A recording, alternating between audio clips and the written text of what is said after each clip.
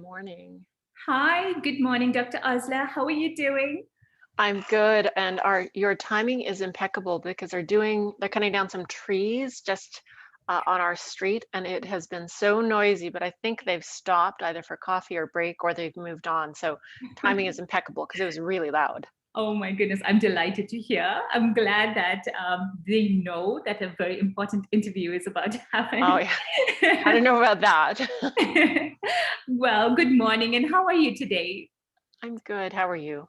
I'm great. How's your morning been? Have you been able to get your puppies for a walk and all that needs to be done in the morning? They're at least a little bit settled, so they're snoozling on the bed beside me, so they should be quiet. Oh, that's awesome. I have my little one too, very close by. So I'm hoping that she's going to be nice and quiet Oh, too. good. Well, thank you so much for making the time to join us on Pulse by healthjobhub this morning. And, it's International Women's Week, so happy Yes. International Women's Day. Especially you being a pioneer and a leader in medicine, being the first female surgeon to be elected as the CMA president. I just thought maybe, would you like to give us a few, sentiments about International Women's Day before we kick off the program? International Women's Day and the week has come to mean so much for me because I think about all of the women I know who have struggled and worked hard to find their place and find their voice in this world. And this week means a lot to many of us to continue to celebrate and support those women, but we need to do this 365 days of the year, 52 weeks of the year, not just one day, not just one week. So I'm excited and very grateful that we have a day and a week, but we need to make every day a day where we support and celebrate and lift up women and girls. Absolutely. And, you're a true inspiration. I watch you on TikTok and I watch you on Instagram, and I just love the way you are able to communicate important messages on these platforms. And yeah, you definitely inspire me. And I'm sure you're Oh, inspiring a lot of females out there and a lot of people in general out there. So that's thank you. very Thank you for kind. all the Thank work. you. Oh, my pleasure. I'd love to know, and this is the first question I always Mhm. ask on Pulse by Health Hub. What inspired you to choose your career in medicine and to become a physician?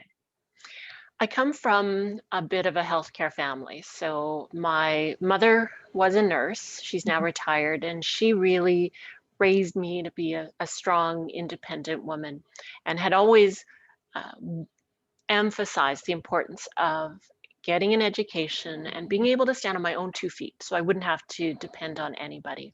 Yes. And my father was a physician, just incredibly quiet, humble, but hardworking, loved his work and loved his patients.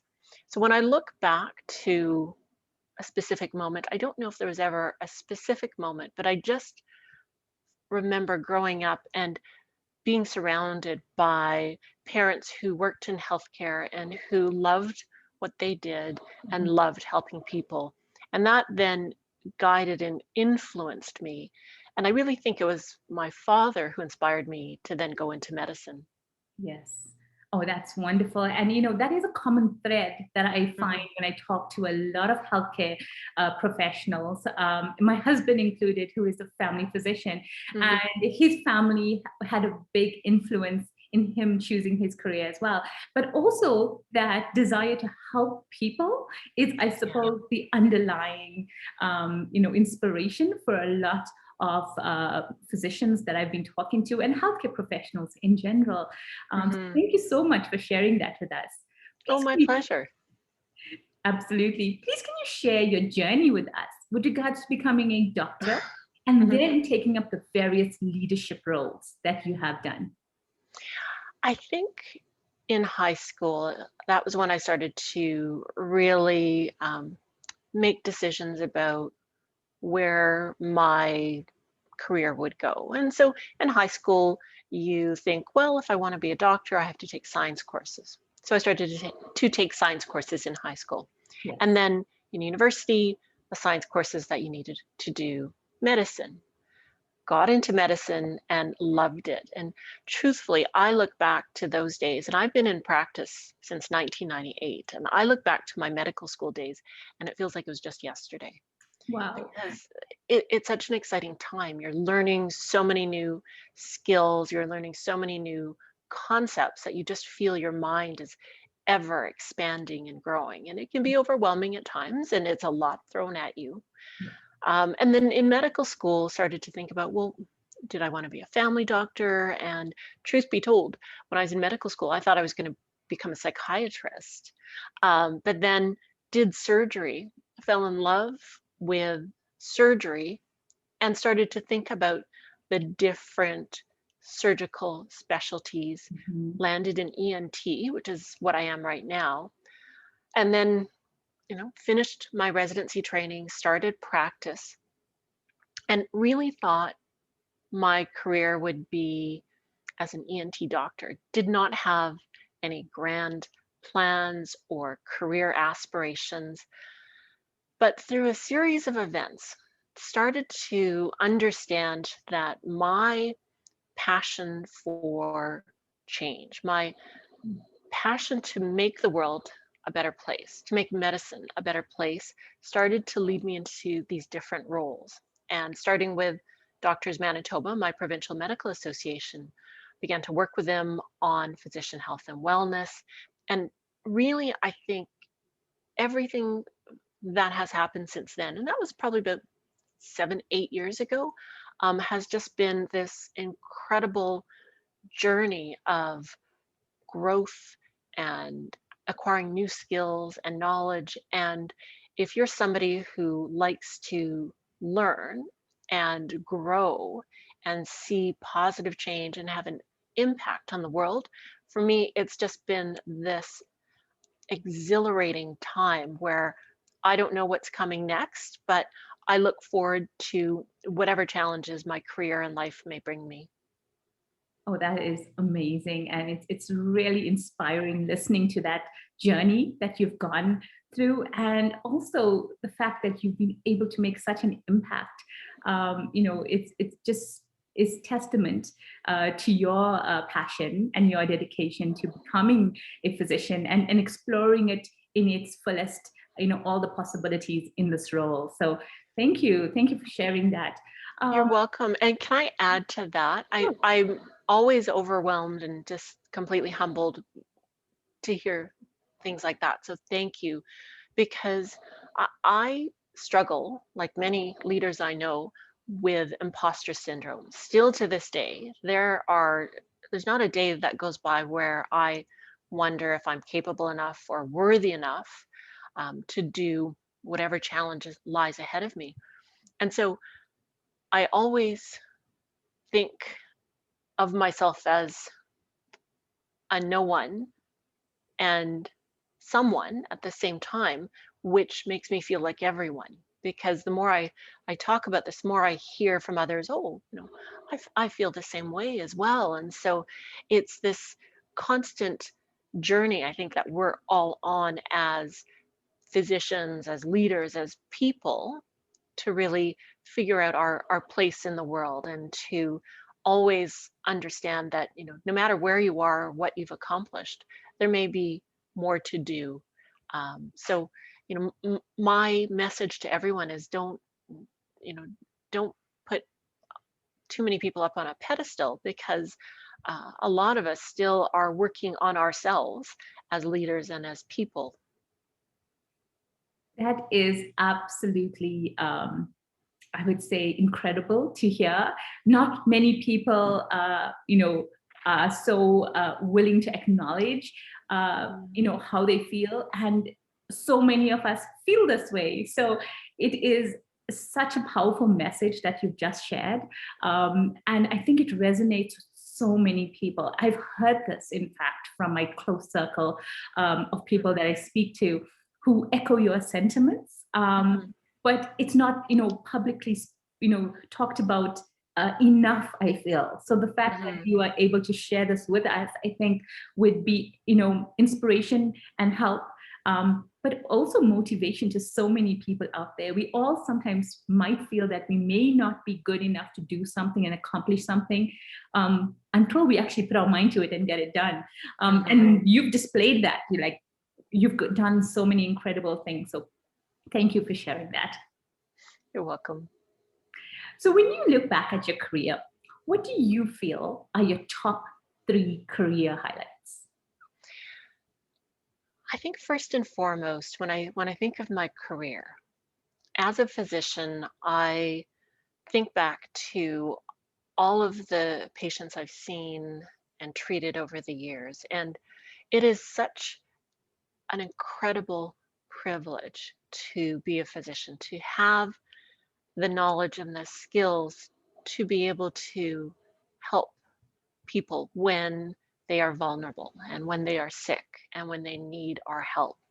And so I really think if I were to look back, just the impact that we have as physicians, no matter how big or small, on other people's lives is,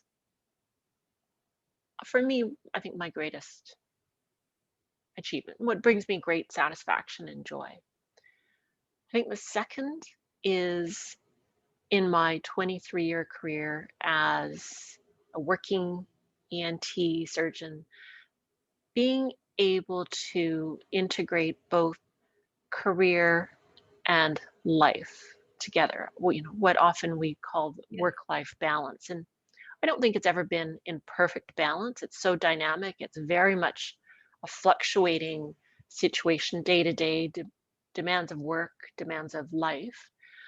But for me, to be able to integrate a relationship, a family, things outside of medicine that keep me healthy and bring me joy, along with work career and then other leadership opportunities, I think that integration, which has never been perfect, it's consistently a work in progress, but recognizing that, trying to be able to fit it all in and not lose myself in the work, I think has to be considered an achievement, because I know many of us really struggle with that and at times feel overwhelmed. And then my third achievement would be, I really think the CMA presidency, even though it was never something I had considered. It was never in my 5-year, 10-year, 20-year career plan. When that opportunity arose, I was terrified at first, but then recognized it as an opportunity to grow and an opportunity to have an impact on the world. And so, over the course of probably about 24 hours as I was thinking about the election, eventually my passion grew larger than my fear, and I had decided to run. And so I look at that moment personally as a real pivotal moment for me, when I decided to embrace a lot of the fears that we may have about leadership, the fears about putting ourselves out there. And so as a person, I think it was a real growth moment for me. That is fantastic. And so many great points. And I think, once again, there's so many people that would be able to resonate with those top 3 career highlights, because I think for many, especially women, and I don't think it's only women that would resonate here, but when I also look at balancing a family as well as my career, and making sure you are maintaining everything and trying your best, that resonates so greatly with me particularly, but even that, again, coming back to the whole point of what inspired you to do medicine, helping people, you're like your top highlight. That has been, something that I've heard several times from a lot of physicians that I've been interviewing as well. That desire to help is always reinforced in everything you do, and it's always kept at the top. And I love for young people to hear this, because a lot of people contemplate, what am I going to do? Should I do medicine? What's it like? But knowing what inspires and motivates and makes you wake up every day and do what you do will really help that young person trying to make a decision as well. So thank you so much for sharing that. That's amazing. You're welcome. Congratulations on all those accomplishments. Oh, thank you. It's again, I think, part of that imposter syndrome, because there are days where you feel like you're not doing anything right, and then days where you feel, okay, well, today's a good day. I kind of did it okay. Awesome. So that's actually a nice segue into our next question. What was your greatest accomplishment in terms of learning and experience being the CMA president? And I know I was going through your Facebook feed, and I know that you've given an inaugural address to one of the medical schools, the class of 2023. And you were talking about, in particular, the workforce and women in medicine and diversity in medicine. What was your greatest accomplishment in learning being that CMA president in that role? That's a great question. And when I look back, and even today, I think for me, the biggest learning experience has been how much of a role model my presidency was. And I hadn't really considered it until afterwards, when I had young men and women, and what I should say, men and women, not just young. But I look back and I think on the young women who came up to me afterwards and still come up to me today to let me know that I am a role model for them, and that they had never seen somebody that looked like them in a position of power. And I thought about that. And, if you go through photos in universities and look at university deans or university presidents or healthcare leadership, it's true. You don't often see faces of color in there. We're seeing more women, but women are still underrepresented. And that got me thinking about the importance of representation and how important representation is, and how representation matters, because it is hard to be what you cannot see. So if you've never seen someone that looks like you in those positions, it's very easy to just unconsciously think, that's not me, that's not for me, that's for other people. And one of the important messages I want to give out to anyone out there, but in particular the younger generation, our next generation of physicians and healthcare leaders, is dream big. And if anything, hopefully seeing my face in some of these roles can inspire others to think that one day that could be them. Absolutely. And brilliant advice to young people. Definitely dream big. Never limit your vision. They say the sky is the limit, but really it's not. If there's footprints in the moon, and now we have more on the moon as well. So I think we need to definitely be able to encourage the youth, the younger generation, that nothing is impossible if you put your mind to it. I just like summing it up that way. Yeah, and we know there are ceilings out there. There are glass ceilings, there are cement ceilings, there are ladders, but the ladders often have broken rungs. So climbing into those positions and shattering those ceilings still are hard. Yeah. But for people to understand, there seems to be a shift and a change in thinking and culture. And leaders now who understand that diversity is not just a tick box exercise and it's not tokenism. Diversity can bring real impact and have significant effects on health outcomes, on work culture. And so as we continue to work on health and healthcare in Canada, our organizations, our systems are starting to change and adapt. And many of the leaders I know understand this. And there's been more of a discussion on diversity in healthcare, the impact on patients, the isms, racism, sexism, all of that. There's been more of a discussion around that in the last few years than I've ever heard in my entire career. So I have a lot of hope for the future.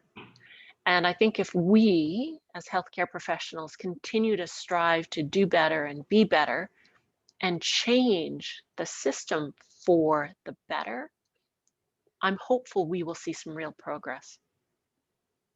I am hopeful too. I believe so. And together we can make a difference. So I'm excited to see what the future holds. And especially when we have leaders like yourself in place to motivate and to inspire, I think we have a very bright outlook. Thank you.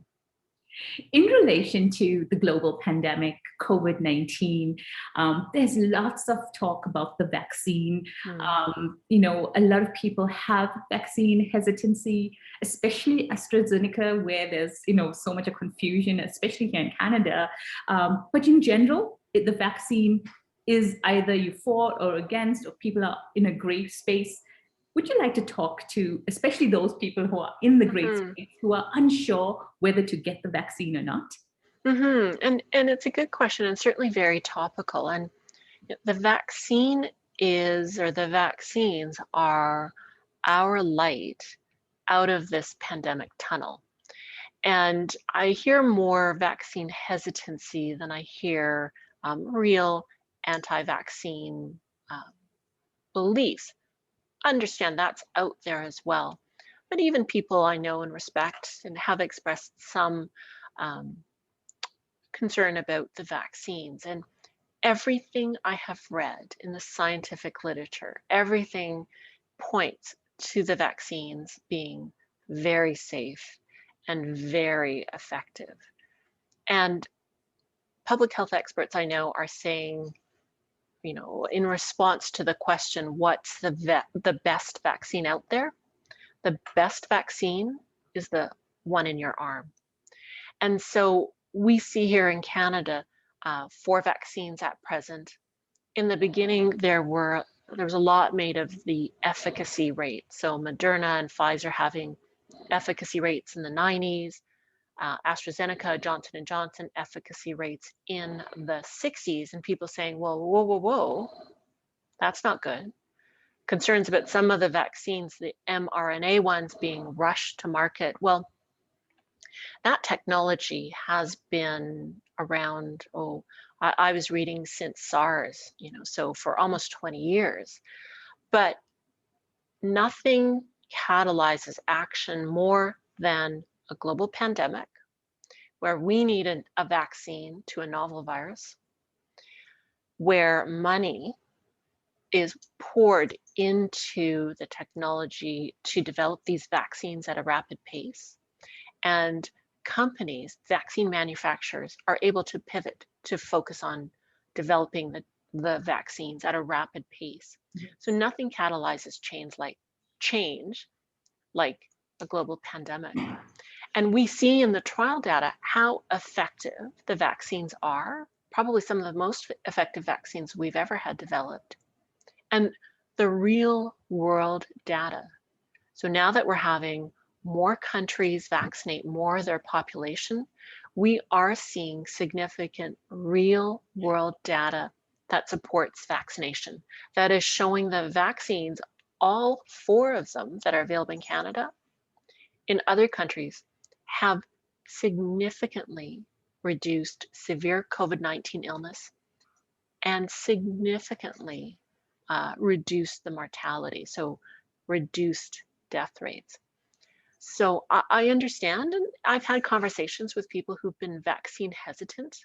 I always seek to first understand where that hesitancy lies, be understanding, provide evidence, provide the scientific basis, express my support for it, and answer any questions that they may have. So I'm a supporter of the vaccination plan that we have here in Canada, and I truly think it is our light out of the end of this COVID-19 tunnel. Thank you. Thank you for sharing that. And thank you for reassuring our viewers, in relation to the scientific backing for the vaccine and your own experience being a physician and being able to assess the data and to assess the outcomes and to assure us that, it is safe to use. And I am excited at the possibility of returning to normal. I'm homeschooling my kids right now. I have my little kindergartner who is so adorable. And yesterday he actually made a little, it was like a person, but out of paper. And he told me, Mom, I don't have any friends, so I made this little person so he could sit next to me while I'm doing my workbook, and literally put this little person next to him, and it's a paper image of a person. I didn't help. He cut everything, he drew it, he stuck it, he did it all on his own. So I think that the vaccine is definitely going to be, our beacon of hope, that things can return to normal, kids can get back to school, moms can get back to full-time work. And, there's so many things that we are hoping for. And I definitely think that this is the opportunity that people should seize to, try and stop this virus from spreading any further. So Agree. And I'm recommending to anyone who has any questions, definitely talk to your healthcare provider, because they know your health history. They can answer the specific questions about the vaccines for you. And if you have that trusted relationship, that can help overcome any vaccine hesitancy. Absolutely. I agree. Thank you. Thank you again for that. In relation to your advice to young people who may be contemplating their career in healthcare, I know we've touched on this several times today in our chat, but is there any final sentiments you wish to leave them with? I was thinking about that, and there's a Japanese concept called ikigai, which translates to reason for being. And the more I think about it, I think it helps all of us explore what is our meaning, what's our purpose in life. And if you search out images of ikigai, it's 4 concentric circles. So it's like a Venn diagram, in other words, where one circle represents something the world needs. So the world needs it. Another circle is it's something you're good at. Another circle is something you can get paid for. And the final circle is something you love. And the circles overlap. And in the center of that, where all 4 circles overlap, that center, that sweet spot, is what's ideal for you. If you can find something the world needs, you're good at it, you can get paid for, and you love, if you can find something, a job, a role, a profession, where all 4 of those met, that will fulfill you with a sense of purpose and that deeper sense of meaning that so many people, I think, are searching for. And many of us have jobs or positions where 3 of them are met. Much of the work that I love to do and I'm passionate about, you don't get paid for, but I volunteered to do it because I love it, I can do it, and I'm privileged as a physician to be able to work and have a career and then volunteer on some of the other things that I'm passionate about. So, I encourage everybody to think about that concept. Can you find something that meets all 4 of those criteria? The world needs it. You're good at it. You can get paid for it, and you love it. Because if you can find that, you have your sense of purpose. To summarize, the world needs it. You're good at it. You love it, and you can get paid for it. That is Exactly. brilliant, brilliant advice. Thank you so much for sharing those sentiments. And I'm certainly going to take it away for myself, but I'm sure the younger people who are contemplating their careers are definitely going to find so much value from that. It's difficult in this day and age to navigate the future with so many unknowns. So having that type of framework in your mind to think about how to move forward could really help, in so many different facets of life. So thank you so much for sharing that incredible advice. I love it, and I'm going to hold it with me from here on end as well. Thank you. You're welcome. It has been an absolute pleasure having you on our show this morning. Thank you so much for so graciously accepting to be our special guest on Pulse by HealthJobHub. Pulse is really here to inspire the next generation of healthcare leaders. We are a jobs platform, and we encourage people to, look for work in healthcare because it's such an amazing field to contribute your time and skills. And, having people like yourself who are in it, who has done it, who still has more to give, really inspires the people who are visiting our platform. So thank you so much for being that beacon of hope and inspiration to us. It's my pleasure, and thank you for having me on.